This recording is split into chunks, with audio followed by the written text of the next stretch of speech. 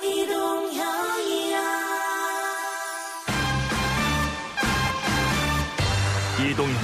뉴스 정면 승부.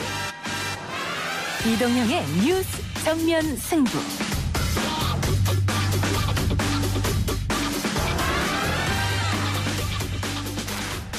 청취자 여러분 안녕하십니까, 이동형입니다. 네, 안녕하세요. 반갑습니다. 조선시대 이후로 최초의 삼선. 네, 서울 시민들께서 삼선 서울시장이라는 새 길을 열어주셨습니다. 아직 누구도 한 번도 가보지 않은 길이기 때문에 책임은 무겁지만 즐겁게 감당하겠습니다.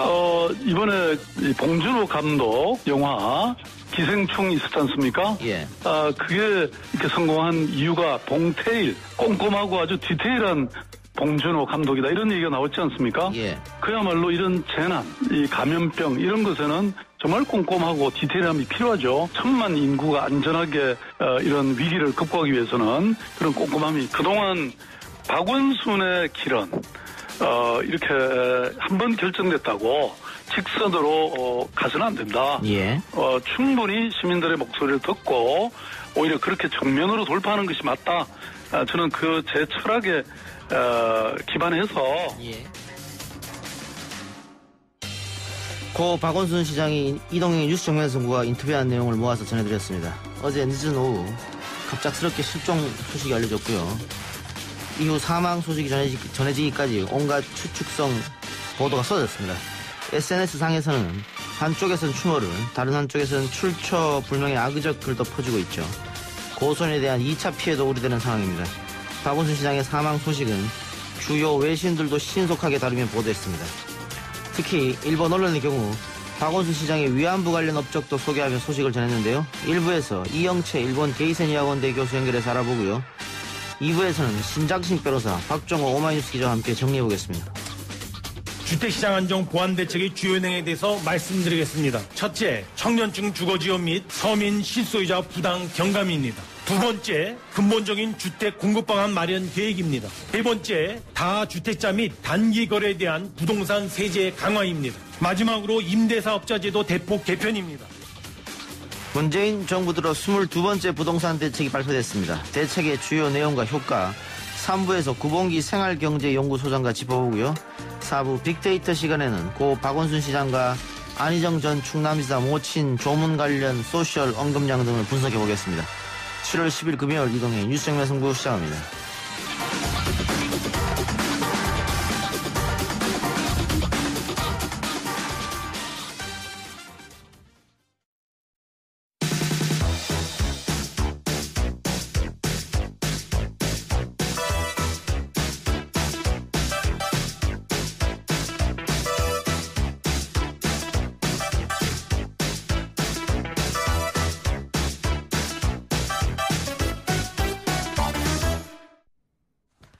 박원순 서울시장이 숨진 채 발견된 가운데 일부 언론에서도 이번 사건을 비중 있게 보도하고 있습니다.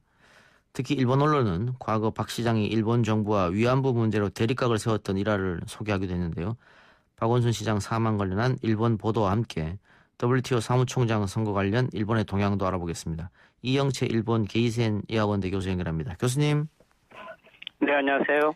예, 교수님도 일본에서 소식을 접하실 텐데 상당히 놀라셨겠습니다.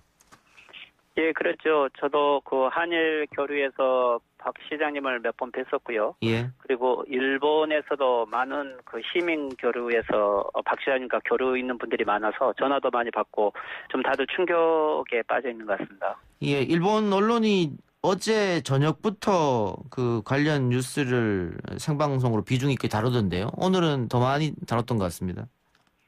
네, 어제 박 시장 그 행방불명 소식이 있을 때부터 속보로 다루기 시작을 했고, 심야에도 이 발견됐다라는 것에 대해서도 속보가 나왔고요. 그리고 오늘 오전에도 계속 박 시장에 대한 뉴스들은 계속 나오고 있습니다. 예, 어떻게 보도를 하고 있습니까? 그 한국에서 알려진 그 사실대로 대부분 보도가 되고 있는데요. 실제 한국에서 가장 유력한 대선 후보가 시신으로 발견이 됐고, 그렇지만 그 전에 전 서울시 직원에 의해서 성추행 문제로 어떠한 피소 상태에 있었다라고 해서 보도를 하고 있고요. 또 그리고 그렇지만 전체적으로 봤을 때 뭐 예상하지 못한 상황이어서 한국 전체에 큰 동요가 있다라는 식으로 좀 보도를 하고 있는 것 같습니다. 예, 한국의 전체 정치권에서 동요가 있다. 근데 뭐 성추행 이런 문제도 보도를 했나 보죠? 예, 기본적으로는 성추행 문제도 보도가 되고 있고요. 그렇지만 이제 박원순 시장이 9년간 계속 가장 오래된 서울시장이고 또 30년 이상 시민운동을 대표하는 사람이고 또 한국의 범여권 내에서 차기 대권 후보로 유력한 사람이기 때문에 예. 거기에 대해서 충격이 많이 있다고 그러고요. 이제 특히 교도통신 같은 보도에서는 이 한국 내에서 이 범여권 내에 최근에 부산의 오거돈 시장이라든지 예. 그리고 또 이번에 박원순 시장까지 여권 내에 뭐 여러 가지 정치적 변화가 있어서 동요가 있다라는 좀 이런 식으로 보도를 하고 있는 것 같습니다. 예. 근데 특히 그 일본 정부와 위안부 문제로 대립했다. 과거 박원순 시장이 했던 일도 따로 이렇게 주목해서 보도하고 있다고 들었습니다. 네, 일본에서는 이 박원순 시장에 대해서는 특히 산케이 신문이라든지 교토신문 또는 요미우리 대부분들이 마지막에 꼭 코멘트를 하고 있는 게 박원순 시장 같은 경우는 일관되게 일본 위안부 문제에 대해서 일본의 입장에 대해서 강력하게 비판을 했다. 특히 이제 박원순 시장이 원래 이 위안부 재판과 관련돼서 2000년대 이 도쿄에서는 국제전범법정이 있었고 예. 여기에서 처음으로 일본 천황에게 유죄를 때렸고 이때 이 한국의 검사 측 대표가 박원순 시장이었기 때문에 예. 일본에서는 그때부터 주목을 받고 있었죠. 예. 그리고 이제 NHK 보도 같은 경우도 이 소녀상 일본군 위안부 소녀상 문제가 있었을 때 서울시에서 버스 내에 일시적으로 소녀상을 안치해서 버스를 운영한 적이 있었기 때문에 예. 이런 부분에서는 일본의 입장에서는 아주 좀 강경한 입장이었다. 이런 보도를 하는데 이제 이게 인터넷상에서 SNS에서는 박원순 시장에 대한 어떻게 보면 반일 운동가다 이렇게 해서 숨은 반일주의자다라고 해서 비판적인 논조는 아주 많은 것 같습니다. 비판적인 논조로 그러면은 뭐 일본과 대립각을 세웠던 사람이 뭐 스스로 목숨을 끊었다. 뭐 이렇게 어떻게 보면 프레임을 짜서 보도를 하는 겁니까? 아니면 그냥 러프하게 있는 그대로를 보도하고 있는 겁니까? 일본 주요 미디어는 이게 이제 어쨌든 사망 소식이기 때문에 신중하게 보도를 하고 있고요. 예. 그렇지만 이제 SNS라든지 인터넷 뉴스에서는 어느 정도 이 반일 프레임으로 이 박원순 시장을 조명하고 있는 부분은 명확하게 있습니다. 알겠습니다. 다른 문제도 여쭤보죠. WTO 사무총장 선거 관련한 문제입니다. 최근 일본 정부가 WTO 사무총장 선출에 확실하게 관여하겠다 이렇게 못을 박았습니다. 구체적으로 어떻게 관여하겠다는 겁니까? 한국 대표가 WTO 사무총장이 되는 걸 막겠다는 겁니까? 네, 실질적으로 지난주까지는 일본이 WTO 총장을 우려하고 있다. 특히 한국 같은 국제법을 준수하지 않는 나라가 WTO 사무총장 하는 것은 적합하지 않다라는 논조였는데 이번 주에 들어서 경제통상성 장관이라든지 그리고 또 모테기 외상 같은 경우는 공식적으로 WTO 총장 선거에 개입하겠다라고 이야기를 했고 예. 일본에서 최근에 나온 것은 이번에 이제 8개국이 후보를 했기 때문에 그 중에서 유력한 후보를 중심으로 선거운동을 하겠다고까지 이야기를 했고요. 오늘 나온 보도는 일본은 지금 나이지리아의 후보가 가장 강력하게 가능성이 있기 때문에 나이지리아 후보를 지지하겠다라는 식으로까지 표명을 하고 있는 것 같습니다. 예. 어쨌든 반한국 전선에 서겠다 이런 거 아니겠어요? 결국에는 한국 유명희 본부장을 저지하겠다는 것을 공식적으로 발표한 거나 마찬가지겠죠. 예. 그런데 일본이 나이지리아 후보를 지지하겠다. 근데 지금 아프리카 쪽에서 나온 후보를 보면 이집트, 케냐, 나이지리아 이렇게 하거든요. 그렇게 아프리카 쪽에서 세 나라나 후보가 나오면 우리한테는 오히려 유리한 거 아니겠습니까? 어떻게 보세요? 예, 그렇죠. 일본은 이제 원래 이 아프리카 지역에 많은 공적 개발 자금을 투여했기 때문에 그 아프리카와 공식 회의도 가지고 있고요. 그렇기 때문에 이제 아프리카에게 지지를 해주겠다는 건데 이번에 이제 케냐가 마지막에 등록을 하면서 지금 아프리카가 분열돼 있죠. 그런 의미에서는 이것도 단일 후보를 만들기는 쉽지 않을 것 같지만 이 선거 자체가 지지받은 순서로 올라가고 가장 적은 표가 떨어져 가기 때문에 아마 최종적으로는 나이지리아 후보와 한국 후보가 될 가능성이 많아 보입니다. 마지막인. 예, 일본 정부는 그런 스탠스인데 일본 언론은 이걸 어떻게 다루고 있어요? 일본 언론에서는 이 WTO 문제를 실제 G7이 한국에 초청받은 것보다 훨씬 심각하게 보고 있고요. 일본 같은 경우는 이 트럼프 대통령이 TPP를 탈퇴를 했기 때문에 오히려 일본이 TPP를 중심으로 해서 세계 자유무역 질서를 새롭게 재편해 간다라는 계획으로 해왔는데 이제 한국이 WTO 사무총장이 되면 한국의 주도권을 뺏긴다고 하는 위기의식이 있죠. 그리고 일본은 이제 외교라든지 어떻게 보면은 뭐랄까 한미 관계 이런 부분에 대해서는 나름대로 동맹이라고 보고 있지만 경제 부분만은 일본이 우위라고 보고 있는데 WTO 사무총장을 한국이 가져가게 되면 경제 분야에서도 한국에게 뺏기고 특히 한일 간의 분쟁에서 불리하다고 보고 있는 거죠. 예. 이제 그런 의미에서는 이 일본 미디어들은 훨씬 이 WTO 한국 사무총장 선출을 출마를 아주 심각하게 보고 있고, 근데 이제 일본 외무성 입장에서는 실제 유명희 본부장이 국제적으로 그렇게 지명도가 높지 않고 나이지리아 후보가 훨씬 더 지명도가 높기 때문에 오히려 일본 미디어들이 너무 위기의식을 가지고 보도하면서 키워지고 있는 거 아니냐라고 하는 불멘 목소리도 있는 것 같습니다. 오히려? 알겠습니다. 일본 내부 소식도 마지막으로 여쭤보죠. 자민당이 올해 코로나19 때문에 전당대회를 열지 않겠다고 했는데 이게 1955년 창당된 이후 처음이라고 해요. 정말 코로나19 때문에 취소된 건지 아니면 다른 속사정이 있는지 교수님 어떻게 보십니까? 네, 그렇죠. 일본 같은 경우는 의원내각제이기 때문에 어떻게 보면 총선거보다도 이 자민당 총재가 이 총리가 되기 때문에 자민당 총재 이 당대회 같은 경우는 엄청 중요한 거죠. 예. 그렇지만 이번에 코로나를 이유로 하지만 실제 사회당이랑 공명당 다른 당들은 코로나에도 불구하고 당대회를 하기로 했고요. 예. 그리고 또 만약에 이제 지금 아베 수상은 중의원 선거를 하겠다고 하는 건데 코로나 때문에 당대회도 못할 정도면은 중의원 선거도 해서는 안 되겠죠. 근데 이제 지금 일본의 이 자민당 내부 상황이 복잡한 것은 첫째 지금 포스트 아베를 둘러싼 자민당 내에 불협화음이 있어서 예. 아베 수상이 의도하는 즉 키시다 후보라든지 이런 쪽으로 지지율이 모아질 것 같지 않은 거죠. 예. 오히려 지금 지방에서는 자민당 지휘부에 대해서 불만이 워낙 많은 게 한 가지는 이 가와이 전 법무상 이 부부가 현역 국회의원으로 체포를 됐는데 지난번 선거 때 이 정치 자금을 대량으로 사용을 했고 이것 때문에 지금 매수죄로 지금 체포가 됐는데 근데 여기에 대해서 자민당 지방에서는 특정 지부에 거대한 정치 자금을 지급하면서 오히려 차별을 줬다라는 불만이 있고요.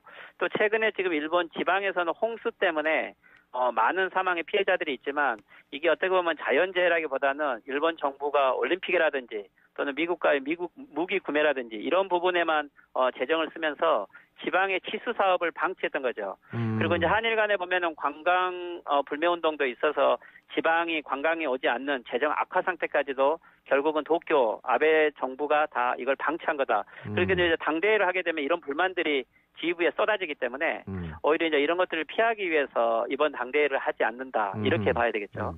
알겠습니다. 교수님 바쁘신 와중에 인터뷰 고맙습니다. 네, 수고하십시오. 네, 감사합니다. 지금까지 이영채 일본 게이센 유학원대 교수였습니다. 1부 순서 마치고요. 2부 인터뷰 코너로 돌아옵니다.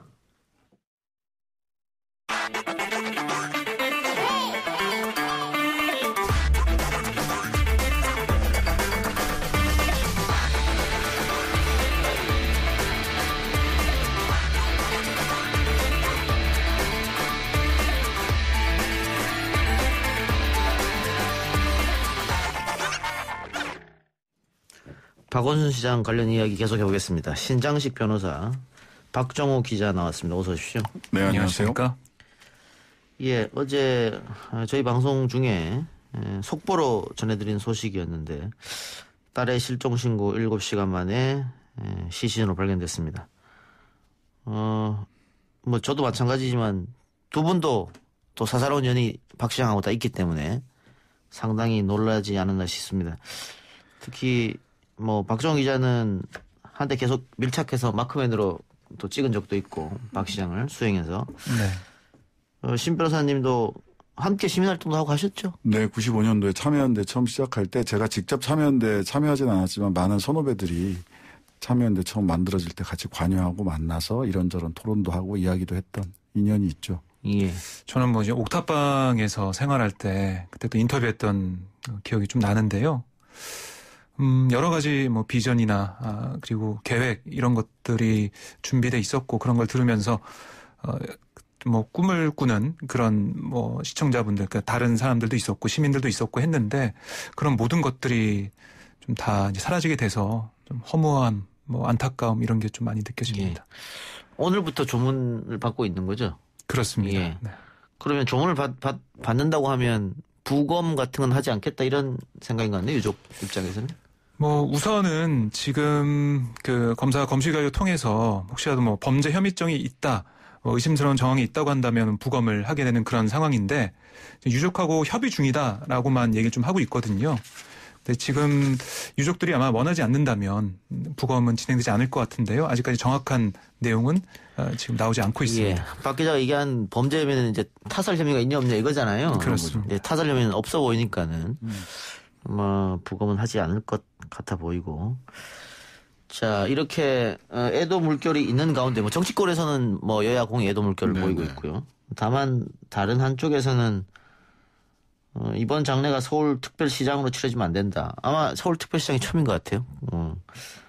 반대 청원도 올라온 건데 이 이유는 뭡니까? 박 기자 좀 설명해 주세요. 네, 청원인이 올린 내용을 보면 이 박 시장이 사망하는 바람에 뭐 성추행 의혹은 수사도 하지 못한 채 종결됐다. 그게 떳떳한 죽음이라고 확신할 수 있냐라고 청원인이 반문했고요. 또 사망 직전 불거진 성추행 의혹이 해소되지 않은 상황에서 그러니까 서울특별시장으로 치르는 게 적절치 않다.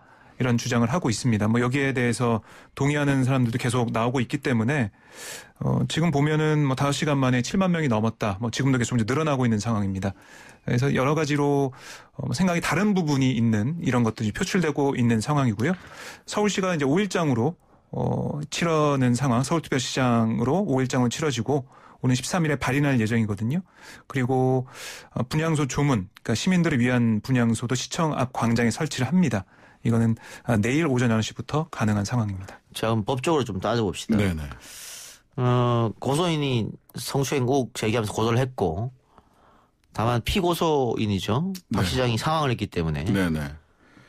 경검으로서는 공소권 없다 이렇게 결정이 난 거잖아요. 네, 그거는 뭐 검찰 사건 사무규칙 제 69조에 보면 수사받던 피의자가 사망한 경우에는 공소권 없음으로 불기소 처분한다라고 이렇게 못 박혀 있습니다. 그래서 그러니까 수사를 해봤자 처벌할 사람이 없으니까. 네, 그렇기 때문에 이제 공소권 자체가 없다, 공소를 제기할 수 없다, 재판에 이를 수 없다라고 하는 거라서 뭐 경찰로서는 사건 사무규칙에 있는 대로 지금 처분을 한 걸로 이렇게 판단됩니다. 예. 근데 이 고소인이 뭐 이런 의혹이 있고 이런 혐의가 있다고 고소했다고 그게 범죄로 확정되는 건 아니잖아요. 당연하죠. 예. 원래 고소인 조사 내지는 고소고발인 조사를 하고 그다음에 피고발인 조사하고 필요하면 참고인 조사도 하는 과정을 통해서 혐의가 있으면 그걸 가지고 경찰은 이제 검찰에 사건을 송치해서 검찰의 판단을 한 번 더 받아서 그래서 재판에 넘길 건지를 판단하는 과정을 거쳐야 되죠. 지금은 고소인 조사만 이 절차에서 고소인 조사만 이루어진 것으로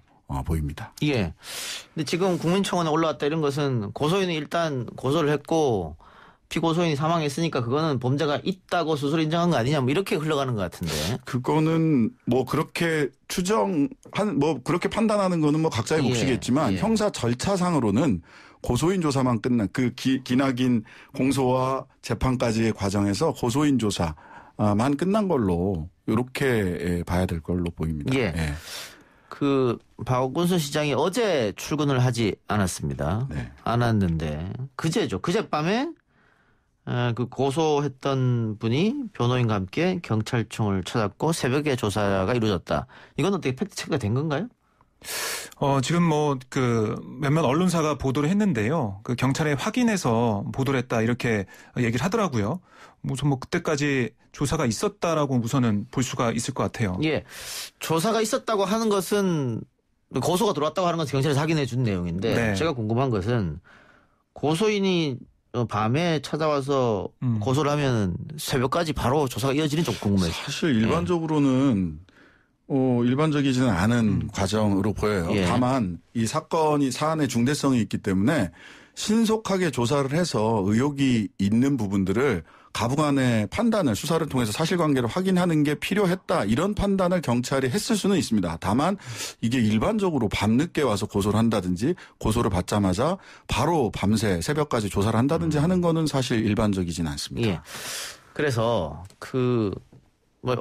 지금 인터넷에도 여러 가지 이야기가 나오는데 당연히 이 고소인에 대한 2차 피해는 없어야 됩니다. 네. 근데 그건 당연한 것이고 다만 또 망자에 대한 명예를 훼손해서는 또 안 되지 않습니까? 네, 이게 같이 봐야 되는데 네. 어느 한쪽 표만 들면 좀 안 될 것 같고 이게 참 어려운 문제인 것 같아요.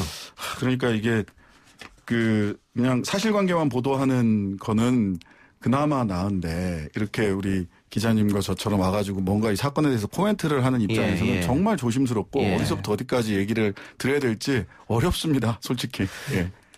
저도 어제 그 라디오 방송이 끝나고 뭐 저 개인 방송으로 방송을 했었는데 순간순간 들어오는 보도에 사실 확인 안 된 보도가 너무 많아서 그러니까요. 네. 이거는 좀 다음에라도 우리 언론의 보도 태도는 좀 한번 다시 봐야 되지 않느냐. 아니 소위 말하는 찌라시라고 하죠. 그런 내용을 언론에서 받아서 쓰는 게 말이 안 되는데 계속 보도가 올라오더라고요.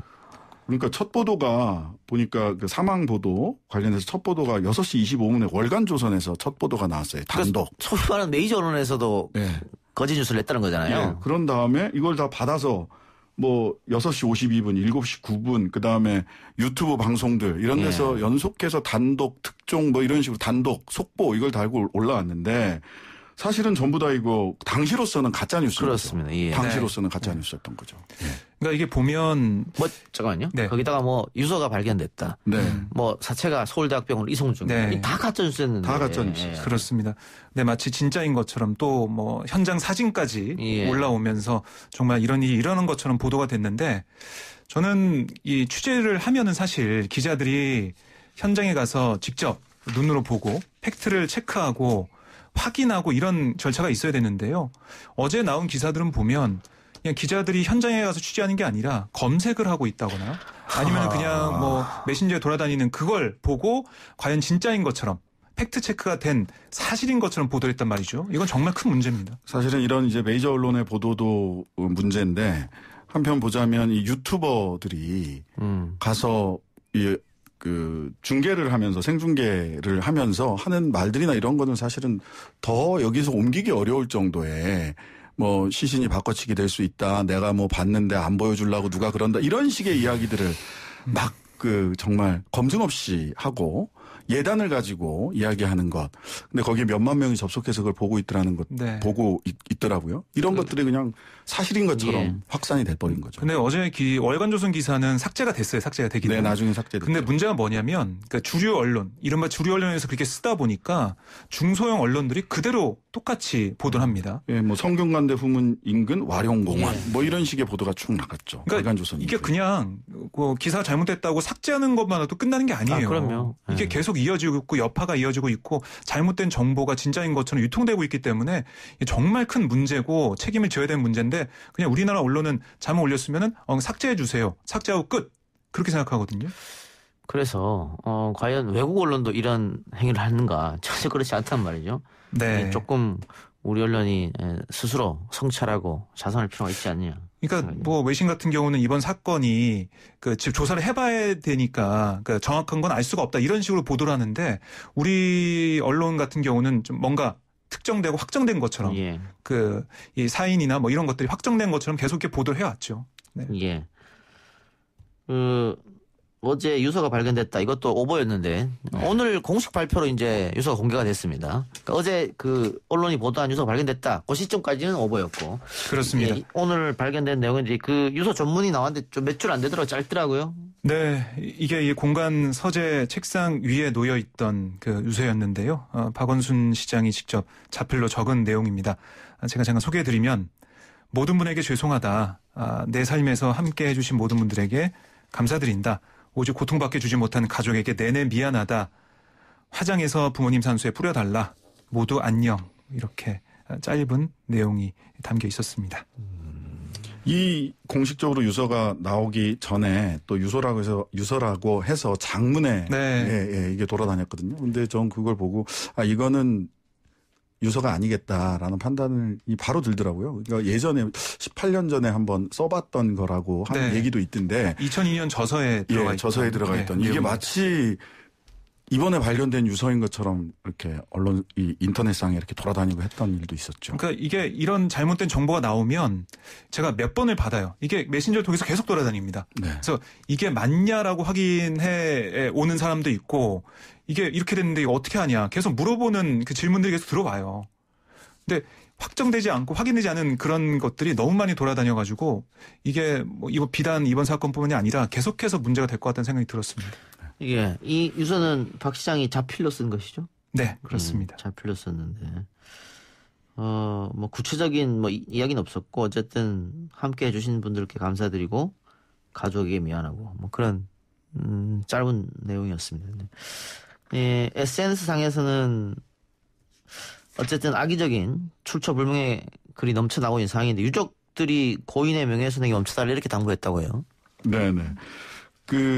특히 SNS 상으로도 그렇고 사망 사건을 보도할 때 언론에서는 이미 보건복지부 중앙자살예방센터와 한국기자협회가 2018년에 보도 권고 기준이라는 걸 이미 결정을 해놓은 게 있거든요. 같이 협약을 맺은 게 있는데 이런 부분들의 이 적용 대상이 단순히 그냥 언론만 적용되는 것이 아니라 국가기관, SNS, 온라인 커뮤니티 모두가 이 권고 기준에 따라서 자살 사건 같은 경우, 사망 사건 같은 경우 이렇게 보도를 하고 그 내용을 올려야 되는데 이런 부분들 뭐 전혀 신경 쓰지 않고 악의적인 이야기들이 많이 돌아다니고 있죠. 그러니까 보면은 뭐 어떤 특정 단어를 쓰지 말고 뭐 표현을 순화해서 쓰고 뭐 이런 것들이 들어가 있고 구체적인 뭐 방법, 뭐 장소나 뭐 동기 같은 거는 보도하지 않을 것을 권고를 하고 있거든요. 예. 근데 이번 보도를 쭉 보면 이런 권고가 안 지켜진 보도가 너무 많았습니다. 예, 고인을 뭐 조롱하는 그런 이야기도 지금 SNS상 많이 떠오르고 있기 때문에 유족들이 더 한층 아플 텐데. 지금 우리 신학식 변호사 정의당 당원입니까? 네, 당원입니다. 예. 네. 정의당 류호정 의원이 이것도 SNS 쓴 글이죠. 예, 박원순 시장 조언하지 않겠다 이렇게 써서 나름 또 민주당을 지지하는 사람들, 박 시장을 지지하는 사람들에게 또 문매를 받고 있더라고요. 네. 예. 왜 그런 글을 썼는지는 저도 전문을 이렇게 쭉 읽어봤는데 굳이 마지막 한 줄을 꼭 썼어야 됐는지는 저도 의문이 들긴 합니다만은 그러니까 피해자에 대한 피해 주장자죠. 아직은 사실관계가 다 명백하게 드러난 건 아니니까 이 피해 주장자가 받게 될 2차 가해라든지 이런 부분들에 대해서 걱정하고 우려하는 예. 내용이 사실은 주요하게는 그런 내용으로 이루어졌는데 그래서 저는 조문하지 않겠습니다라고 얘기한 것은 굳이 쓸 필요가 있었나 하는 좀 아쉬움이 있습니다. 예. 예. 근데 이게 지난번 안희정 지사 모친 상태 정의당이 또 당 대변인 논평으로 그 대통령이 왜 조화를 보냈느냐 이거랑 이어지면서 정의당은 따뜻함이 없는 건 아닌가 뭐 이런 얘기까지 지금 동시에 듣고 있는 것 같아요. 근데 그때 제가 이정미 전 대표랑 그 인터뷰를 하면서도 이정미 전 대표도 그런 얘기를 했거든요. 굳이 논평을 그렇게 낼 필요가 있었을까? 타이밍이 중요하죠, 사실은. 네.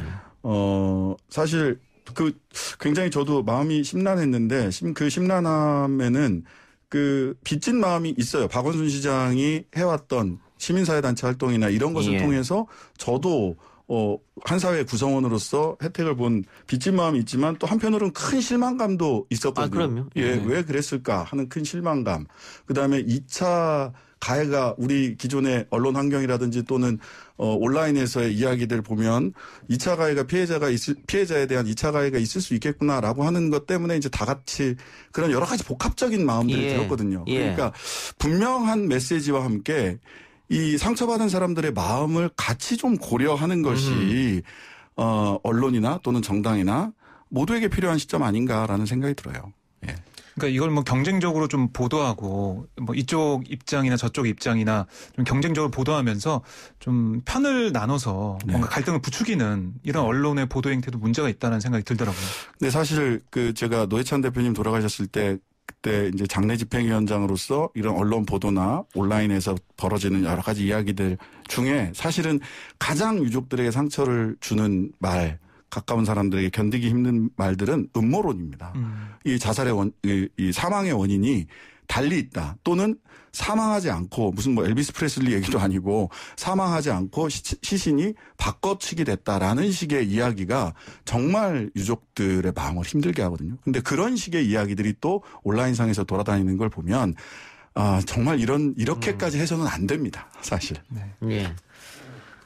그래요. 아까 그 보수 유튜브, 뭐 구구 유튜브라고 하죠. 구구 유튜브들의 행동도 참 어처구니가 없는데 우리가 다시 한번 좀 이런 일이 벌어지면은 더불어 사는 세상 아니겠어요? 좀 생각해 볼 필요가 있을 것 같습니다. 네, 지금 정치권도 비상입니다. 뭐 여당도 그렇고 야당도 그렇고 청와대도 굉장히 놀랐던 것 같아요. 네, 뭐 다 알 수가 없는 상상하지 못했던 일이 벌어져가지고요. 예. 네. 또 김부겸 전 장관, 네. 뭐 또 이낙연, 또 이재명 지사 여러 사람이 또 추모글을 올리기도 했고 그렇던데 재보궐 선거를 벌써 이야기하는 건 좀 성급하지 않습니까? 그 성급하죠. 김종인 미래통합당 비대위원장이 예. 재보궐선거 내년 서울, 부산 또 뭐 아마 경기도나 경남 등을 좀 염두에 둔 것 같은데요. 대선처럼 내년 재보궐선거 치러야 된다라는 이야기를 했어요. 예. 뭐 이런 분위기에서 이렇게 말씀드리는 게 어떨지 모르겠지만 눈치 챙겨 이 얘기를 좀 드리고 싶어요. 솔직히 지금 장례나 치르고 나서 물론 정치인들로서 셈속이 있겠죠. 마음속으로는 이런저런 셈속이 있을 수 있겠지만 지금 이 국면에서 대선처럼 내년 재보궐선거 치르자라고 하는 것이 이게 정치인으로서 또 한 당을 책임지고 있는 사람이 지금 해야 될 이야기인지는 정말 의문입니다.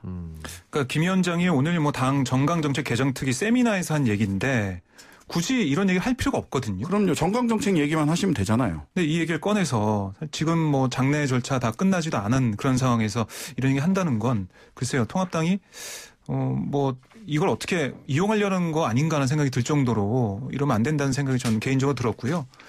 그리고 언론에서도 지금 벌써부터 김종인 위원장 말이 나오기 전에 내년 보궐선거가 뭐 어떻게 되고 구도가 어떻게 되나 이런 얘기를 또 벌써부터 하고 있습니다.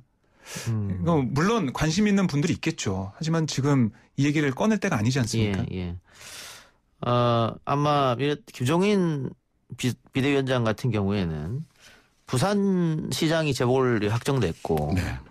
서울시도 이제 확정되는 것이고 재판이 걸려있는 경기도와 경남이 확정되면 빅 선거가 이루어지니까 그런 생각으로 얘기한 것 같은데 타이밍이 누가 봐도 좀 안 맞지 않았냐. 장례 끝나고 얘기할 수도 있었을 텐데 좀 그런 점이 좀 아쉽고 신장식 변호사가 음모론 절대 하면 안 된다고 했습니다만 예전에 안희박김이라고 있었습니다. 예. 민주당 대선 주자 안희박김이 아마 차례로 사라질 것이다. 그런 얘기 있었잖아요. 그게 네네.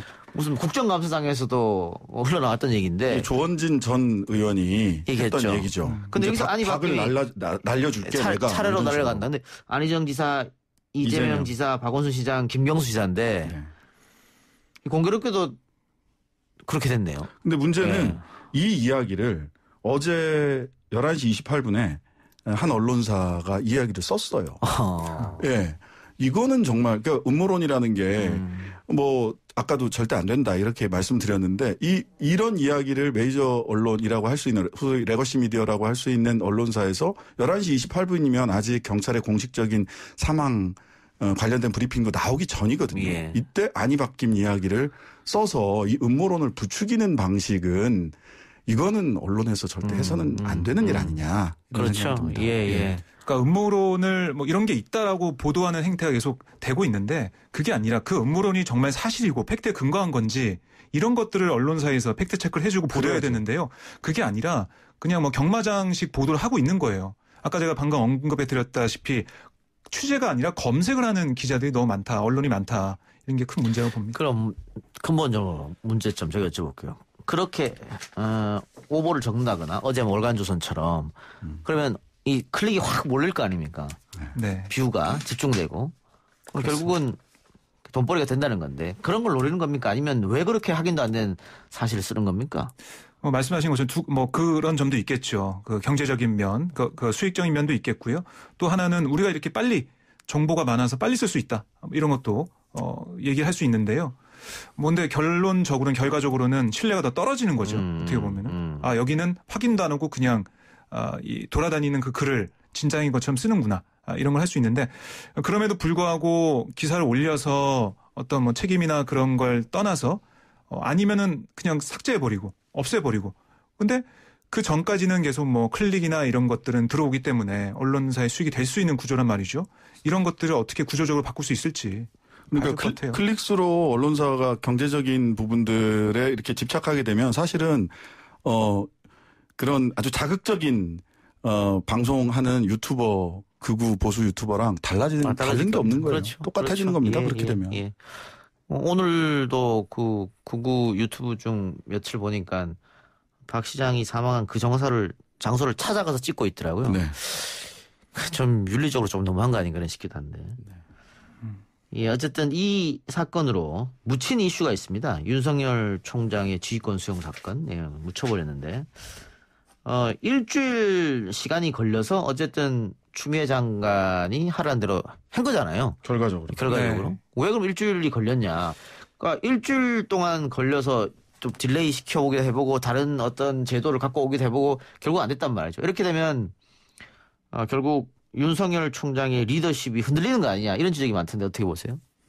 뭐 흔들렸죠. 사실은 여러 가지 말을 길게 해놓긴 했지만 100기를 든 거거든요. 예. 현재 시점에서 결과적으로 100기를 든 건데 이렇게 되면 여기다가 이제 그 다음에 이어질 것이 뭐냐면 7월 달에 중간 고위급 간부 검사들 인사가 있습니다. 예, 평검사들 인사는 내년 2월에 하게 되지만 중간 고위급 간부들 검찰 인사가 있고요. 그 다음에 공수처까지 이렇게 나오게 되면 확실히 이번 건으로 해서 추가 기울었다.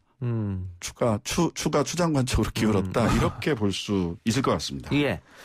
다들 예상했던 게 수용하고 사퇴 가능성도 있었고 네. 수용하지 않고 사퇴 가능성도 있었단 말이죠. 네네. 근데 수용하고 그냥 직을 유지.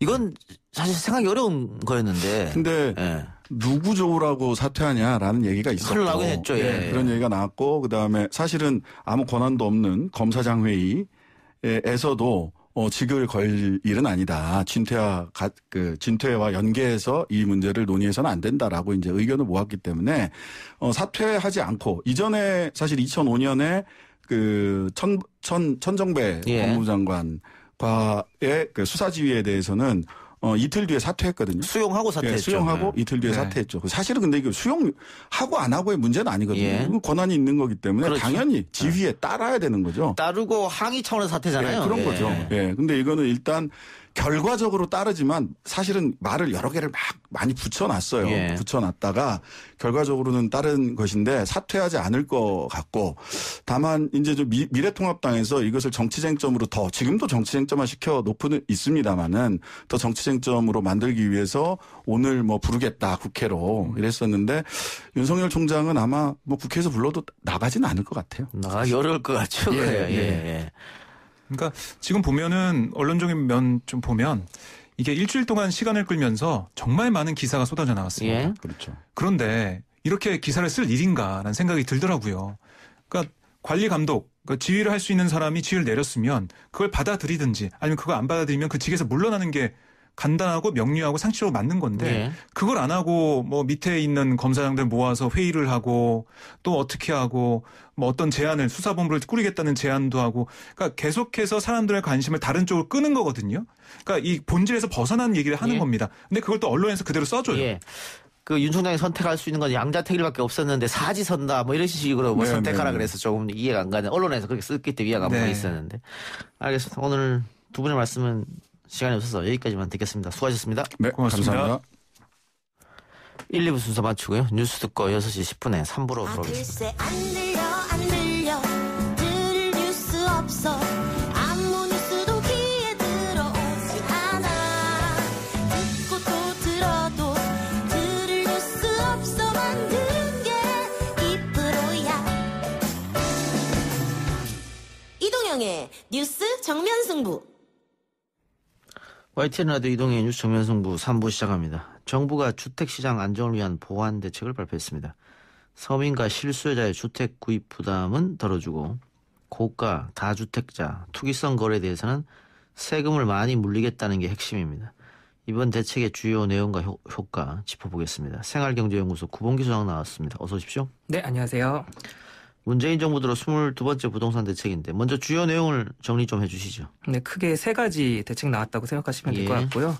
이번에 6.17 대책 관련해 가지고서 그 LTV 그 민원 수용했어요. 잔금 LTV 대출 안 된다, 소급 적용된다, 뭐 이런 식의 논란이 있었는데 뭐 결론부터 말씀드리면 사실 소급 적용은 아니었어요. 아니었는데 그 민원을 수용했다. 우선 그거 하나 생각하시면 될 것 같고요. 두 번째는 드디어 종부세 등 법률 개정 사항을 손보기 시작했어요. 예. 그리고 마지막 세 번째가 등록임대 주택자들 혜택 폐지하겠다.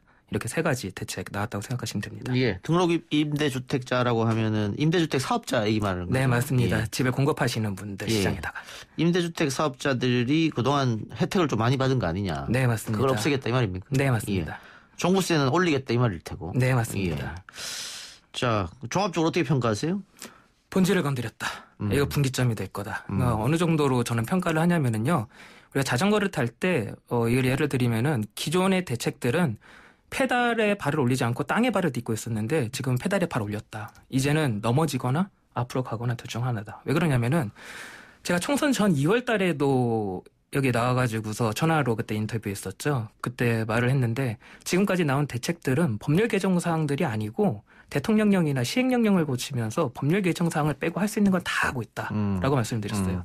총선을 끝나보고 나서 이게 만약에 여당에 유리하게 재편이 되면은 분명 법률 개정 사항들 건들 수 있다라고 예. 말씀을 드렸었어요. 근데 실제로 지금 법률 개정 사항을 건드렸어요. 이게 제가 조금 길게 말을 해야 될 것 같아요. 차라리. 예. 왜냐하면 굉장히 본질적인 문제를 건드린 거기 때문에요. 시장에 주택이 공급되는 주택이 시장에서 거래되는 거는 크게 두 축으로 나뉘어요. 첫 번째는 신규 주택 시장이에요. 예. 청약 시장 같은 것들을 말하고요. 보통 그 시장 전문가라고 취급되시는 분들은 이 부분만 가지고 공급이라고 말을 하세요. 근데 한 측의 공급 시장이 더 있어요. 재고 주택 시장이에요. 예. 지금까지 이미 주택한 주택들이 엄청날 거 아닙니까? 그 주택들이 공급되는 시장 역시도 재고주택 시장, 그러니까 주택 공급 시장인 거예요. 근데 이 데이터를 보자고요. 지금 우리나라에 공급되어 있는 주택 수 대비 가구 수를 따지잖아요. 이미 가구 수보다 더 많이 공급돼 있어요. 100% 이상 공급이라고 말하니까 네. 예. 근데 지금 우리는 집이 없죠. 1가구 다주택자 때문에 그렇게 그렇죠, 하겠죠. 맞습니다. 예. 나머지들이 이제 2채 이상, 뭐 3채, 뭐 100채 이렇게 갖고 있는 거예요. 그래서 그럼 이분들이 재고주택 시장에 주택을 공급하게 해야 되는데 그럼 어떻게 해야 되겠어요? 보유하고 있는 것을 부담스럽게 만들어야 되겠죠. 그래서 보유세, 즉 흔히 말하는 종부세를 높여가지고서 그것들을 시장에 공급하게 해야 되는 거예요. 따라서 이번에 나온 대책은요, 규제책이라기보다는요, 재고 시장의 공급 대책이다. 라고 생각을 하시는 게 편할 거예요. 한 사람이 주택을 많이 갖고 있게끔 못하게 만들었어, 세금으로서. 네, 맞습니다. 그 사람들이 집을 처분하게 만드는 거다. 네, 시장에 그래서 공급되게 만드는 거다. 그런데 이런 주장은 뭐 이 정부 들어올 때부터 있었는데 네. 지금껏 찔끔찔끔 올렸단 말이죠. 못했죠. 예. 오히려 12, 16 대책 때 종부세 찔끔 인상하자고 했는데 그게 국회를 통과를 못했어요, 그때. 네. 근데 지금은 과반수 의석을 확보했단 말이에요. 민주당이. 네. 네. 그래서 저는 사실은 그래도 민주당이 못할 줄 알았어요. 왜 그러냐면 타임테이블을 놓고 한번 분석을 해봤더니 이번에 총선 끝나고 나서 여차저차하면 바로 이제 대선 국면으로 접어들더라고요. 그래서 만약에 이거를 손보아야 한다면은 올해 말 정도밖에 없겠다라고 생각을 했었는데 그래도 올해 말에 또 뭐 이제 싸우고 뭐 원내 구성 어떻게 되느니 막 하면서 시간 끌면서 안 되지 않을까 했는데 바로 시작을 해버리더라고요. 굉장히 고무적이에요, 저는. 예. 자, 그러면은 종부세를 최대 6%까지 늘리겠다, 올리겠다. 이 이야기인데 이게 1가구 1주택자도 해당이 됩니까? 아니요. 1가구 1주택자는 해당이 안 돼요. 아하. 이건 3주택 이상을 갖고 있거나 그러니까 정부 정책 기조는 명확해요. 이거는 무주택자에 대해서는 어떠한 페널티도 주지 않겠다. 예. 네, 그 다음 뒤에 1주택 줄 서고 나머지는 2주택 이상 또는 3주택 이상자들을 규제하겠다. 이거예요, 지금. 3주택 이상 가진 분들에 대해서 해당되는 사항이에요. 그러니까 2주택까지도 그렇게 페널티는 없고 네. 3주택부터 굉장히 높은 페널티가 부과된다 이렇게 보면 되겠네요. 네, 종부세 관련해서는 그렇습니다. 그러면 어때 소장님 봤을 때는 이 정책으로 3주택 이상을 그러니까 다주택을 갖고 있는 사람들이 집을 내놓을 것 같습니까? 내놓아야 공급이 올라갈 텐데. 내놓을 것 같아요. 어허. 내놓을 것 같고 그래서 제가 아까 자전거 비유를 든 거예요. 왜 그러냐면은 이번에 김현미 국토부 장관이 종합적으로 작동하고 있습니다. 뭐 이런 식의 워딩을 썼어요. 원래 그 정책이라는 게 하나의 효과를 얻기 위해서 종합적으로 패키지로 움직이거든요. 그래서 부동산 대책도 나올 때 두껍게 나오잖아요. 이거를 보면요. 사실 종부세 인상만 놓고 보는 게 아니에요. 하나 더 봐야 돼요. 뭐냐면 임대주택자들 그 혜택을 이번에 폐지하겠다라고 한 거예요. 왜 그러냐면은 임대주택 자들의 그 혜택 중에 가장 큰 게 뭐하냐면요. 종부세 합산 배제가 있었어요. 예.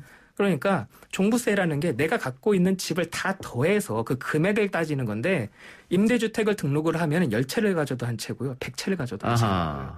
그러니까 이게 150만 호가 지금 공급이 돼 있어요. 시장에 엄청나게 잠겨 있단 말이에요.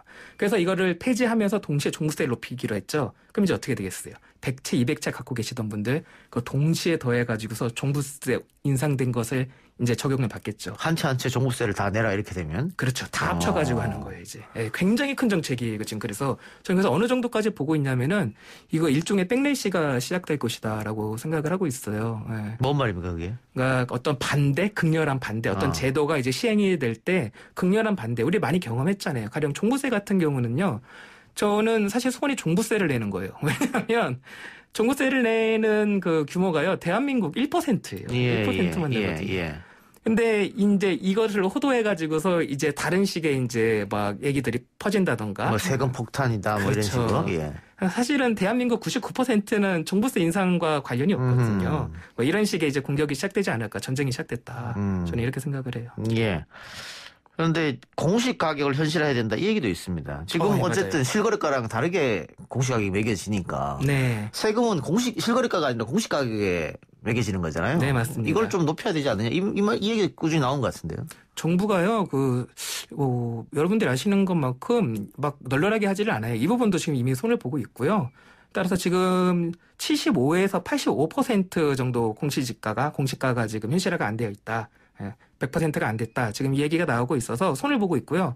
올해 10월 중으로 현실화하는 방안 제대로 내겠다라고 했는데 이게 시간이 조금 걸리는 이유가요. 이 공시가라는 게 다른 복지제도랑도 연동해서 움직여요. 가령 국민건강보험료 책정한다든지 그래서 굉장히 섬세하게 설계를 해야 돼서 지금 열심히 작업하고 계시는 것 같아요.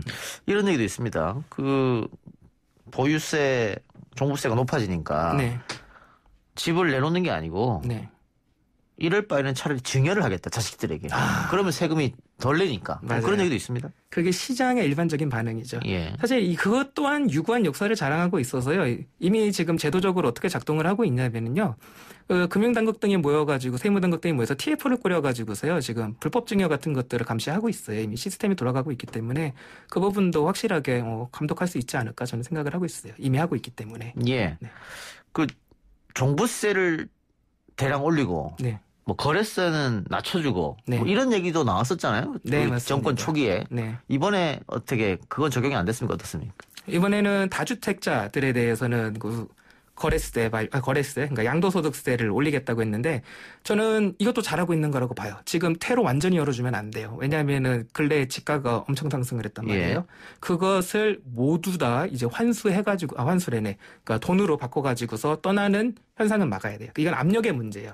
그러니까 보유세랑 거래세, 양도소득세를 비교하는 이유는 그러니까 페트병으로 치면은 그러니까 압력의 문제인 거죠. 보유하고 있을 때 내는 세금의 압력이 더 센데야. 예. 아니면은 나중에 팔 때 내는 양도세의 그 진입장벽이 더 높느냐를 보는데 제가 봤을 때는 지금 압도적으로 보유세를 높인 압력이 훨씬 더 커요, 지금. 특히 다주택자들, 특히 아까 말씀드린 것처럼 임대주택 등록하고 계신 사업자분들에 대해서 압력이 강하게 갔기 때문에 저는 분명히 효과가 있을 거라고 봐요. 예.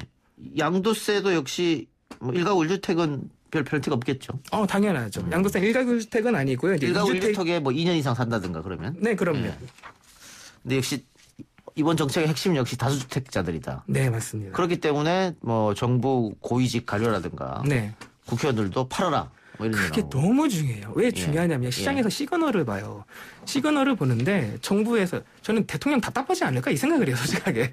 왜 그러냐면은요. 좀 이런 형국이에요. 그러니까 우리 진행자님이랑 저랑 다단계 이제 피라미드를 운영하고 있어요. 그래서 사람들을 모아놓고 제가 앞에서 연설을 하는 거예요.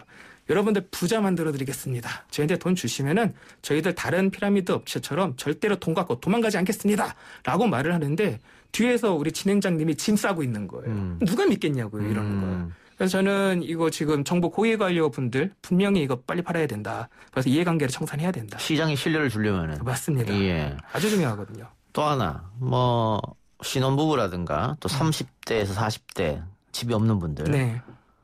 소득은 어느 정도 있어. 근데 집을 살려는데 현금은 없고. 네. 뭐 그동안에는 대출을 받아서 집을 살 수 있었는데. 네. 정부가 정책을 대출을 잠그는 정책을 시행하면서 대출을 받을 수가 없다. 우리는 평생 집을 사지 말라는 얘기냐. 특히 서울에는 뭐 중위 아파트 값이 9억 원이 막 넘으니까. 그렇죠. 당장 저만 해도 지금 월세 살고 있는데 올 연말에 집을 살까 계획하고 있었는데 무산됐습니다. 대출이 안 나오니까. 뭐 이런 경우가 생기잖아요. 예. 진행자님이 그러셨다고요? 예, 저도 그랬습니다. 그래서 지금 특히 30, 40대 젊은 층에서 상당히 이번에 정부가 내놓은 정책에 대해서 화가 났다. 지난번까지. 이번에 그게 조금 개선됐습니까? 어떻습니까? 네. 지금 정부가 하는 게 재밌는 게 뭐냐면은 민원을 수용하는 쪽으로 자꾸 가요. 그러니까 지금 제가 목격한 것만 해도 3번째 민원 수용이거든요. 아까 제가 정부 정책 첫 번째가 LTV 관련해 가지고 소급 적용 아니지만 사람들이 소급 적용이라고 하니까 그 부분 민원 반영했다 이렇게 말을 하고 있잖아요. 정부가 우선 정책을 펼칠 때 기조는 명확해요. 무주택자는 절대로 건드리지 않는다. 네. 그래서 따라서 무주택자가 손해를 보는 일은 사실은 없어요. 특히 실소유자 같은 서민들 같은 경우는. 그래서 따라서 시장에 어떤 팽배해 있는 어떤 레토릭들 그러니까 그 따옴표로 해가지고서 돌아다니는 것들 있잖아요. 그런 것들은 좀 일종의 오해다. 근데 다만 그런 것들은 있어요. 그 LTV가 규제적이 늘면서 그 실소유자들도 일부 적용받게 된 것들 아까 말씀하신 것 같은데 그런 부분에 대해서는 신혼부부라든지 실소유자 같은 경우는 10% 정도 조금 더 인센티브를 주기로 했으니까 그런 식으로 계속해서 잘못된 것들을 제도를 개선하고 있어요. 왜냐하면 이걸 이해하셔야 돼요. 22번째 대책을 냈는데 이게 대책이라는 게요. 한 번에 완벽하게 포장을 해서 꽉 나는 게 아니에요. 정량적이지 않기 때문에 음식으로 비유하면은 소금 조금 쳤다가 싱거우니 하면 조금 더 치고 시장 반응을 봐가면서 움직이는 거거든요. 따라서 조금 쳤는데 실수요자들한테 너무 짜다라고 하면은 다시 뭐 물을 붓거나 재료를 부으면서 인센티브를 줄 수 있는 거고 하니까 뭐 적극적으로 소통하고 있으니까는요. 근데 좀 이해가 안 가는 거는 이 정부 초기 출범하고 집값을 잡겠다라고 대통령이 공언을 했고 그래서 전문가들이 그러면 종부세를 대폭 올려야 된다 이렇게 얘기했는데 눈치 보면서 소금을 덜 탔단 말이에요. 그렇죠.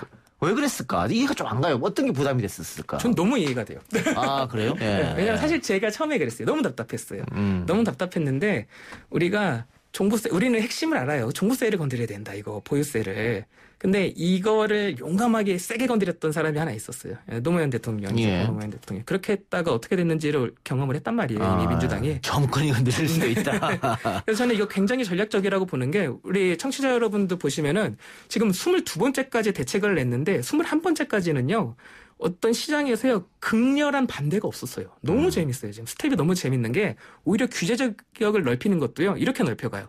핀셋 규제하니까 겉봐 시장에서 그렇게 하니까 풍선 효과 나잖아 라고 하면서 막 혼나요. 그렇게 해놓고 나서 그렇군요. 그럼 여기도 규제하겠습니다. 이렇게 하면서 계속 규제 지역을 넓혀서 지금 거의 수도권 전역을 결국은 규제 지역을 묶었단 말이에요. 이런 식으로 계속 달래면서 가는 형국이다 보니까는요. 특히 다시 돌아와서 종부세로 얘기를 가자면은 종부세 같은 경우는요. 그게 안 돼 있었어요.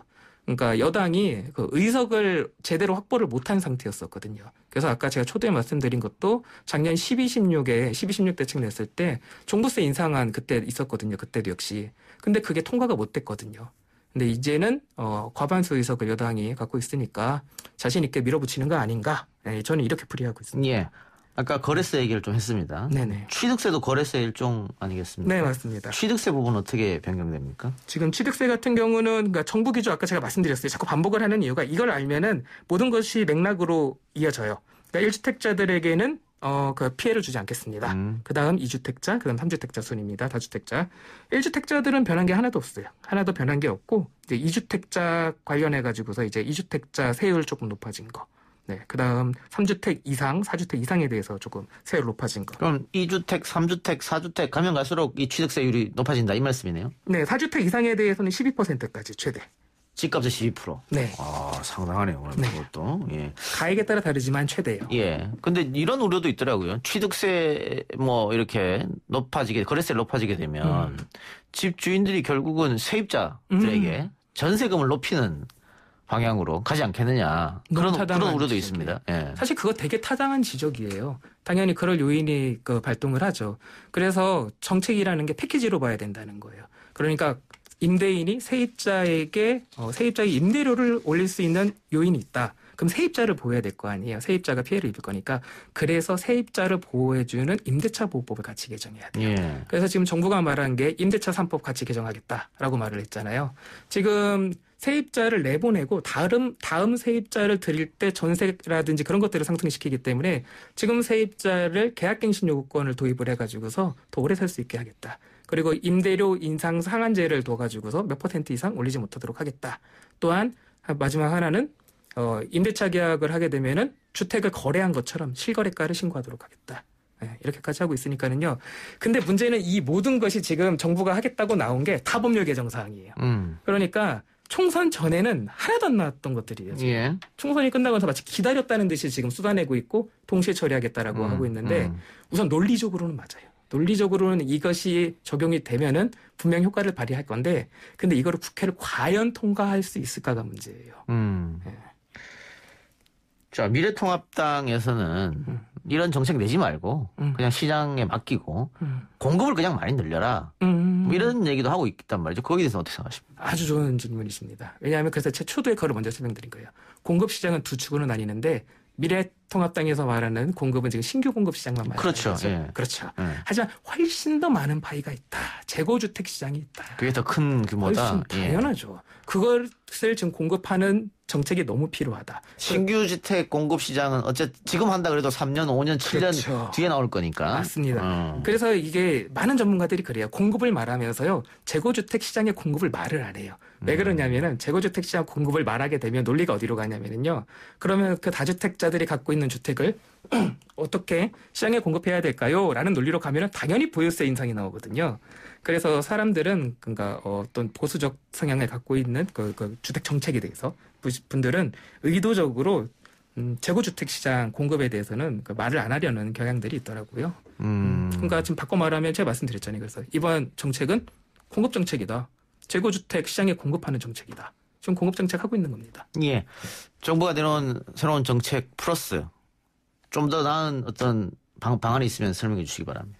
저는 여기서 더 나아갈 방안들 많은데 아마 이런 것도 하게 될 거예요. 이제 실거주 요건 이제 두겠죠. 이제 실제로 집을 여러 개 갖고 있는데 거기에서 실제로 거래를 살지 않으면은 양도 차익에 대해서 모두 환수하겠다. 뭐 이런 식의 조치도 갈 수 있는 것 같고요.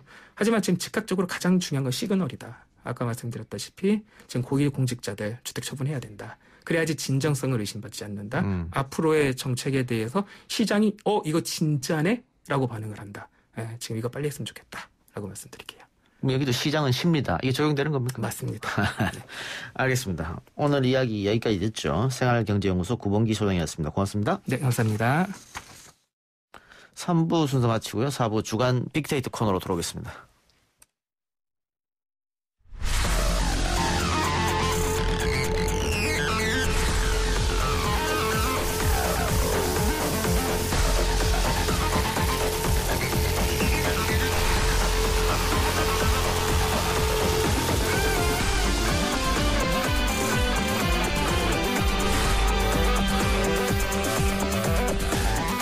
이번에는 한 주간 포털사이트 뉴스에서 가장 이슈가 되었던 뉴스들을 살펴보고 빅데이터 관점에서 분석해보는 빅데이터 시간입니다. 비프라이스 오프 더 미디어 빅데이터 연구소 소장 이경락 박사 나왔습니다. 어서 오십시오. 예, 안녕하십니까. 예, 어제 저녁부터 해서 오늘 지금 이 순간까지 네. 박원순 서울시장의 사망 소식과 관련한 여러 가지 이야기들이 SNS도 인터넷상에 올라오고 있습니다. 네네. 그거 포함해서 지난주 어떤 이슈들이 있었습니까?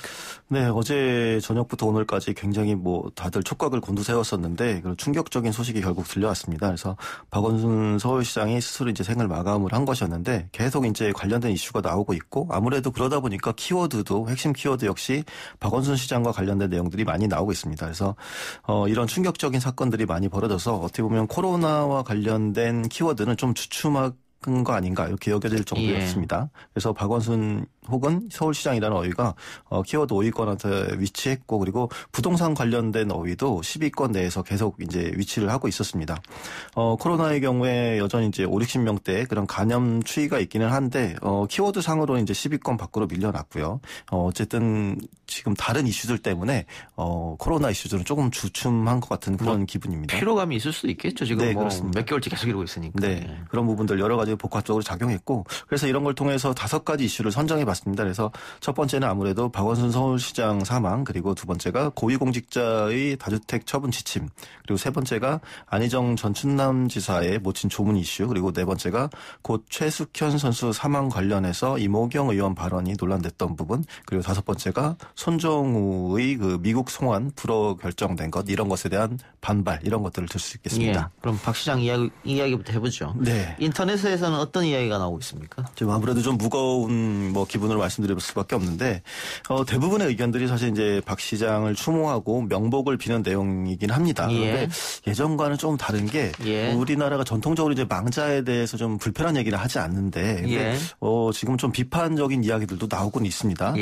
어떻게 보면 좀 엄숙하고 그래서 이제 부정적인 평가를 안 했는데 박원순 시장에 대해서 부정적으로 평가하는 쪽의 의견을 보면 좀 두 가지 정도로 나뉘는데 이른바 이제 예전부터 정치적으로 반대 입장에 있었던 분들이 있어요. 이제 그런 분들 같은 경우에는 굉장히 그 진영 논리 쪽에서 이제 공격을 하기도 하고 이제 부도덕성을 이제 강조하기도 하고 그리고 한쪽에서는 피해자 입장을 강조하는 것 이렇게 해서 지금 나뉘어서 볼 수가 있습니다.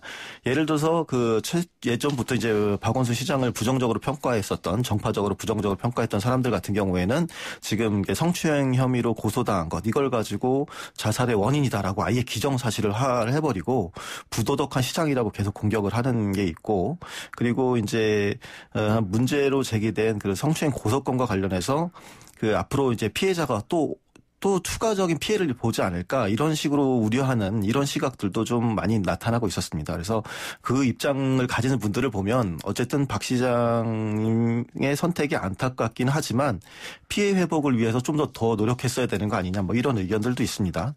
그리고 뭐 다른 쪽으로 이제 좀 튀어서 나타난 의견은 뭐냐면 성추행 피해자를 일종의 가해자처럼 여기는 그런 내용들 혹은 음모론으로 몰아가는 것들 이런 시각들도 나타나고 있습니다. 그래서 그 커뮤니티 사이트에서 보게 되면 스스로가 여자라고 밝히는데 어떤 내용이냐면 성추행 피해자가 뭐 이렇게 몇 년도에 근무했고 무슨 일을 했고 비서 짓고 이렇게 봤을 때 어떤 사람인지 이제 곧 특정할 수 있겠다. 그러니까 이 사람을 곧 참교육시켜주겠다. 이런 게시물이 나오고 이게 또 계속 공유되고 있는 상황입니다.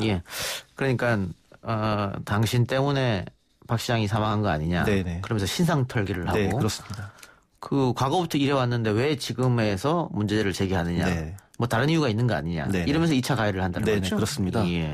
그래서 어떻게 보면 인터넷에서 전방위로 피해자에 대한 2차 가해 나아가서 또 어떻게 보면 린치를 유도하는 거거든요. 뭐 다시 교육시켜주겠다 뭐 이런 거니까 이런 게시물이 계속 또 막 공유까지 되니까 굉장히 사태가 엉뚱한 방향으로 흘러서 이 때문에 이제 경찰이 이런 입장을 밝힙니다. 그러니까 박 시장을 고소했던 고소인이 만약에 요청을 하면 적극적으로 신변 보호 조치를 취해주겠다. 그리고 이 사건이 공소권 없음으로 종결은 되겠지만 그렇다고 해서 이제 경찰이 서둘러서 이렇게 종결 처리를 빨리 하지는 않겠다. 그러니까 뭐 뉴스원 보도에 따르면 이제 경찰 관계자가 이런 얘기를 하는데 고소 처리 기한이 약 2달이라고 합니다. 그러니까 2달인 점을 고려할 때 무리하고 이게 촉박하게 이제 수사를 막 종결하고 마무리할 이유가 없다. 그렇기 때문에 장례 절차나 이런 상황들을 보면서 차분하고 신중하게 이런 관련된 일들도 밝히겠다. 뭐 이렇게 얘기를 했다고 합니다. 그게 쉬운 문제는 아닌 것 같아요. 뭐 방금 우리가 얘기했던 그런 것들도 2차 가해가 될 수 있는 문제고. 네, 그렇습니다. 다만 또 이걸 잘못 얘기했다간 또 망자의 명예훼손이 될 수 있는 문제고 굉장히 조심스러운 문제이기 때문에 접근을 한쪽으로만 정해놓고 하기 참 어려운 그런 상황인데 박 시장의 사망이 이 고소와 연관돼 있다. 100% 그렇게 볼 수도 없는 노릇이잖아요. 지금 상황에서는. 네, 그렇습니다. 그런데 우리 언론이 그렇게 쓰는 곳이 좀 많다면서요? 예, 그렇습니다. 그러니까 지금 보도되는 내용들만 보더라도 사실 그걸 기정사실화하고 있거든요. 그러니까 사실 언론이 스스로 제정한 자살보도 준칙을 보면 이런 내용이 있습니다. 그러니까 자살 동기를 단순화한 보도는 매우 위험하다 이렇게 돼 있습니다. 그러니까 그 내용이 뭐냐면 자살의 원인에 대해서 이렇게 함부로 추정을 하지 말아야 된다. 그러니까 예를 들어서 이제 박원순 시장이 뭐 성추행 혐의로 피소된 다음 날 유서 같은 형태의 뭐 이제 글을 간단히 남기고 이렇게 삶을 등지긴 했는데 이제 그 문제를 단순히 자살의 원인이 이제 그 성추행 그런 피소 때문이다 이런 식으로 보도를 해서는 안 된다는 것이죠. 그러니까 사실 알고 보면 뭐 평소에 박 시장님이 그 삶의 근원적인 뭐 실존적인 문제를 고민했을 수 있고 그리고 어떻게 보면 또 밝히지 않았지만 가족이나 혹은 친구와의 좀 불화나 이런 걸 수도 있고 여러 가지가 있을 수 있는데 이런 것들을 하나의 이슈, 뭐 피소, 성추행 피소 이런 것만 해서 설명하고 연관성을 아주 단정지어서 얘기하는 것들 이런 것들은 사실은 자살 보도에 있어서 좋지 않고 위험한 그런 방식이다. 뭐 이렇게 스스로들이 준칙을 전환하는 바가 있습니다. 예, 스스로 정했습니다만 스스로 어기는 경우도 있고. 네. 알겠습니다. 올감 등 말하기 어려운 고민으로 전문가의 고민이 필요하면 자살 예방 한라인 1577-0199번 또 희망의 전화 129번 생명의 전화 1588-9191번 청소년 전화 1388 등에 전화하면 24시간 상담 받을 수 있습니다. 혹시 주위에 결호하시거나 우울증을 앓고 있는 분이 있다면 알려주시기 바랍니다. 자, 박 시장의 장례를 서울특별시장으로 치를 예정이라고 서울시가 밝혔습니다만 네. 이 문제에 대해서도 갑론을박이 있습니다. 당장 미래통합당 전현직 의원들도 안 된다 이렇게 한 것 같아요. 네, 그렇습니다. 박원순 시장 추모 관련 문제도 보면 좀 세대에 따라서도 문화적 차이가 좀 드러나는 것 같습니다. 그러니까 예를 들어서 기성세대 같은 경우에 지금 정치인들 특히나 여당 정치인들도 당연히 뭐 성추행 얘기만 나오더라도 그런 거 예의 아니다 이렇게 딱 얘기를 하지 않습니까? 그런 것처럼 망자에 대해서 예를 갖추는 것이 우선이지 이런 의혹 같은 거 예의에 어긋난다는 시대의 반응이 뭐 굉장히 기성세대들은 많이 기본적으로 그렇게 있습니다. 그런데 젊은 층을 중심으로 나타나는 반대 여론들을 보게 되면 죽음으로 이제 모든 것을 덮는 분위기 이런 거에 대해서 좀 부정적인 의견들이 많이 있습니다. 그래서 어떻게 보면 피해자에 대한 고려가 없는 책임 회피 아닌가 이런 식으로 보는 시선도 있고요.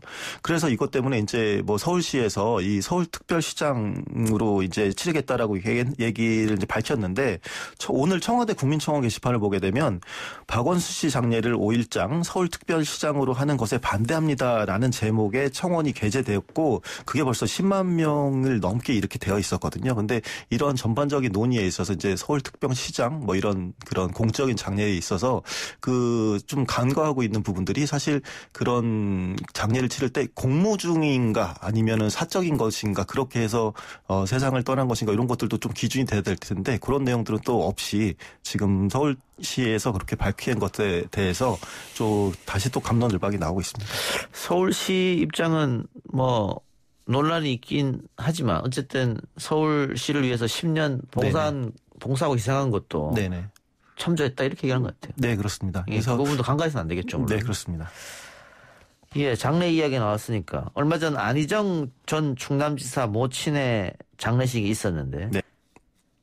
이것도 논란이 됐습니다. 예, 그렇습니다. 어떻게 보면 좀 비슷한 게 두산이 있습니다. 공통된 부분들이 있는데, 이게 보면 변화하는 시대상, 이런 것들도 많이 반영하고 있는 논쟁 같습니다. 그러니까 안희정 지사 모친 장례식의 경우에, 그러니까 좀 대통령을 비롯한 특히 여당 국회의원들이 조화와 조문을 이제 하고 했는데, 이게 이슈가 됐습니다. 그러니까 해당 이슈가 왜 됐는지를 살펴보면, 이 안희정 지사가 사실 정치 사범도 아니고, 뭐, 어떻게 보면 좀 위력에 의한 강제추행으로 형을 살고 있는 사람인데 이런 그 사람의 의례에 너무 이제 공적인 사람들이 공적으로 적극적으로 참여했다. 이래서 이제 이슈가 된 거였는데 그래서 이와 관련해서 이제 불편함을 느끼는 분들은 그 안희정 지사의 그 성폭행 피해자인 김지은 씨의 입장을 봤을 때 이게 과연 어떻게 느껴지겠는가. 그러니까 그가 저서에서 주장한 것처럼 어떻게 보면 이런 것들이 여전히 그 잘못한 사람들을 보호해주는 끈끈한 네트워크를 보여주는 것 아니냐. 이런 식의 좀 반발이 있습니다. 근데 예전 같았으면 이런 것들이 이슈가 되지 못했을 텐데,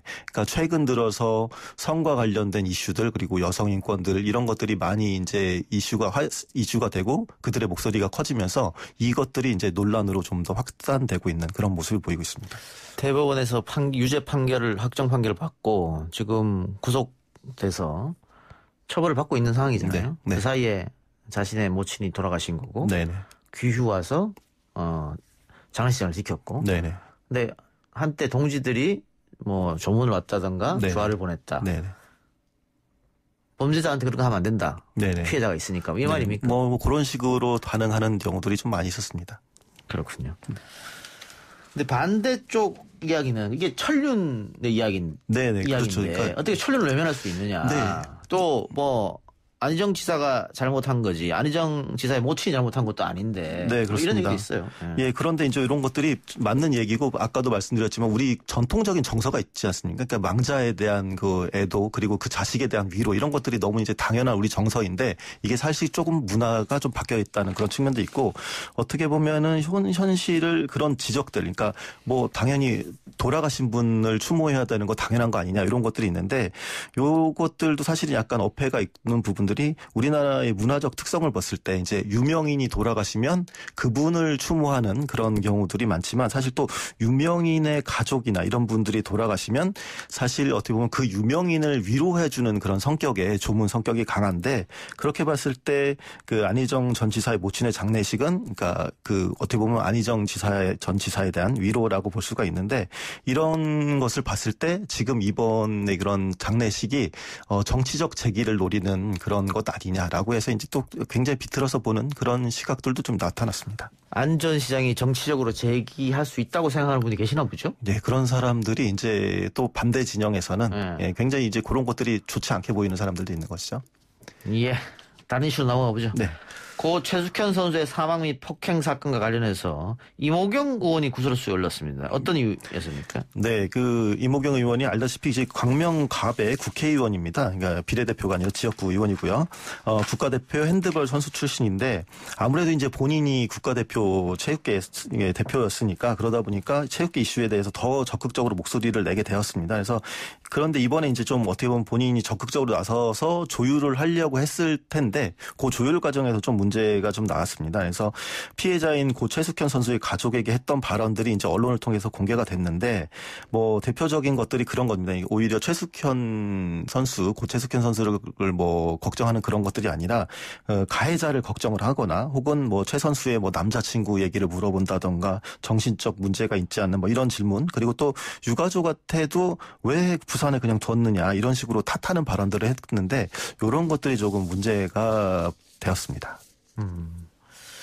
근데 이모경 선수는 특정 언론에서 내 말을 짜집게 해서 보도해서 그렇다. 네네. 풀을 들으면 안 그렇다. 이런 얘기를 하던데. 네, 그러니까 전체적인 내용이나 뉘앙스를 들어보면은 뭐 그렇게 느껴지지 않을 수 있다라고 이제 얘기를 했는데, 근데 뭐 이후에 뭐 공개되어 있는 내용들을 보게 되면, 그러니까 뭐 한 단어를 자른 건 아니거든요. 어쨌든 문장 전체가 다 드러났는데 적어도 그 문장만 보더라도 그 전체 맥락을 안 봐도 그 문장만큼만 보더라도 굉장히 뭐 가족들이나 다른 뭐 네티즌들 입장에서는 충분히 충격을 받을 만한 내용이었다. 뭐 이런 평가가 있습니다. 예.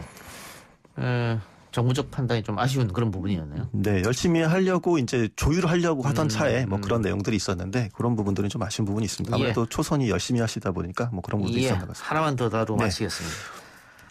지난주 또 핫 이슈였죠. 다크웹을 통해 아동 성착취물을 유포한 손정우. 네네. 미국 소환이 불허가 됐습니다. 네, 그렇습니다. 그래서 많은 분들이 여기에 분노를 했어요. 네네. 그 알고 보면 이제 2015년 7월부터 18년 3월까지 그 이른바 다크웹 아무나 그러니까 쉽게 우리가 접근할 수는 없습니다. 물론 아는 사람들 그러니까 특수한 브라우저를 사용해야지 볼 수 있는 그런 데서 사이트를 운영을 했습니다. 그래서 4천여 명에게서 이제 수억 원에서 수십억까지도 이제 추정이 되는데 암호화폐를 밟고서 이제 아동 음란물을 유포한 그런 혐의를 받고서 기소가 됐죠. 그래서 우리나라에서는 일단 징역 1년 6개월 확정돼서 복역을 했고요. 그리고 추가적으로 이제 혐의가 나온 게 자금 세탁 등의 그런 범죄 수익 은닉에 대한 내용들이었는데 이 부분에 대해서 미국에서 그런 혐의에 대해서 우리 쪽으로 와서 수사 내용들을 가지고 재판받게 해달라 이렇게 요청이 왔는데 그런데 이에 대해서 서울 고등법원이 지난 6일에 이렇게 얘기를 합니다.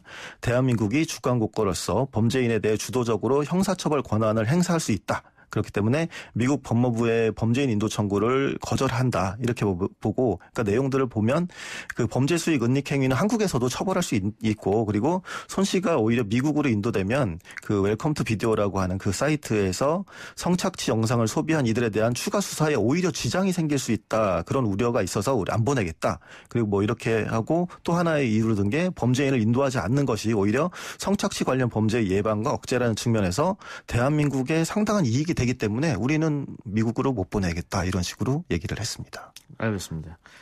그런데 문제는 이런 판단을 한 판사한테도 비판이 이어지고 있더라고요. 예, 이제 방금 얘기한 근거들이 좀 일반적으로 납득하기 어려운 내용들이었습니다. 그래서 이 판결을 했었던 게 이제 그 판단을 내린 것이 강영수 서울고법 수석부장 판사였는데 이분이 이제 대법관 후보입니다. 근데 그 후보 자격을 박탈해달라는 청원의 글이 올라왔습니다. 그러니까 이런 판단, 일반적으로 납득하기 어려운데 이렇게 해서 왜 안 보냈느냐 하면서 그것들을 또 다시 또 청원을 올렸습니다. 대법관 훈련으로 부적하다. 이렇게 했는데 오늘 보니까 이미 또 이것도 45만 명을 넘어선 상태였습니다. 예.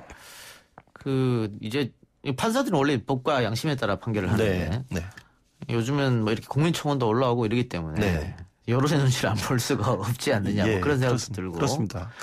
그래서 이제 법관 탄핵 제도에 대한 이야기들도 많이 나오고 있고 그리고 이제 사람들이 이제 많은 시민들도 이제 법의 요소들을 많이 충분히 이제 교육받고 인식하고 있기 때문에 일반적으로 설득되지 않으면 그 부분에 대해서 굉장히 여론이나 이런 걸로 많이 나오고 있습니다. 특히 이번 판결 같은 경우에는 외신에서도 비난은 가세했더라고요. 네, 그렇습니다. 근데 요즘 뭐 클릭 한 번으로 외신까지 다 읽을 수 있는 시대이기 때문에 그렇습니다. 이런저런 정보를 획득하는 일반 민중들이 이거 예전처럼 기득권들이 독점하던 정보 거기에 그냥 넘어가지 않는다 이 말씀이죠. 네, 그렇습니다.